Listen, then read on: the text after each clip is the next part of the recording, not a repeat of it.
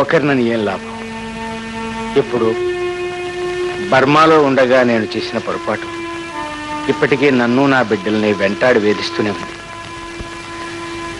లచ్చన్న నేను వ్యాపారంలో భాగస్థులమే కాదు, జీవితంలో ప్రాణ స్నేహితులు. ఒకసారి అతనికి జబ్బు చేసింది. ఇక డాక్టర్లు బ్రతకడు అని చెప్పారు. ఆ స్థితిలో సత్యం, ఇక నేను బ్రతక పోయే ముందు నేను ఒక్కటి కోరతానయ్యా, చేస్తావా? చెప్పు లచ్చన్న, నీకోసం ఏమైనా చేస్తాను. నీ కూతుర్ని నా కోడలుగా చేసుకోవాలని, స్నేహితులం బంధువులం కావాలని రోజు అనుకుంటూనే ఉన్నాం. అది నేను బ్రతికొండగా జరిగితే వాళ్ళిద్దరి పెళ్లి నా కళ్ళారా చూసి. లచ్చన్న, అభం శుభ్రం తెలియని పసిబిడ్డలు ఈ వయసులో వాళ్ళకి పెళ్లి చేయడమా? సత్యం, నా కోసం సత్యం, చచ్చిపోతున్న నా తృప్తి కోసం, నా ఆత్మశాంతి కోసం కాదనకు సత్యం.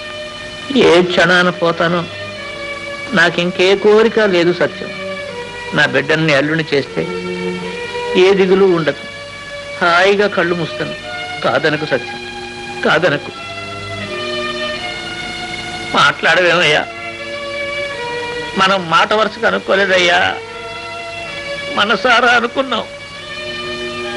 జరిపించు సత్యం, జరిపించు.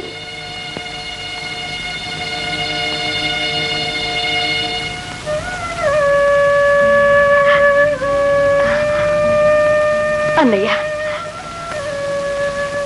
ఆయన కోరిక తీర్చు. కాదనకన్నయ్య, శోభ పుట్టగానే మా కోడలనుకున్నాం. ఆ పెళ్లి కాస్త జరిపించి ఆయన ముచ్చట తీర్చన్నయ్య.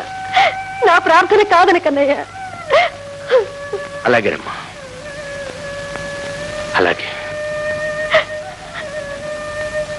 ఓం కృష్ణ విష్ణు ఋషికేశ వాసుదేవ నమోస్తుతే. ఓం సప్తమే అగ్నే సవిదః సప్త ఋషయః సప్తధామ ప్రజాని సప్తహోత్రా సప్తదాల్మా యజంతి సప్తయోనేరావృణ స్వాగృతేన స్వాహా. యజ్ఞేశ్వరాయ నమః. అనంత కోటి ఆత్మ ప్రదక్షిణ నమస్కారం సమర్పయామి. ఆనాడు పొగ వల్ల నా బిడ్డ కన్నీరు కార్చింది. ఆ కన్నీళ్ళు ఇంతవరకు ఆగలేదు, ఆరలేదు. బర్మాలో కాబట్టి ఆ పెళ్లి చెల్లింది.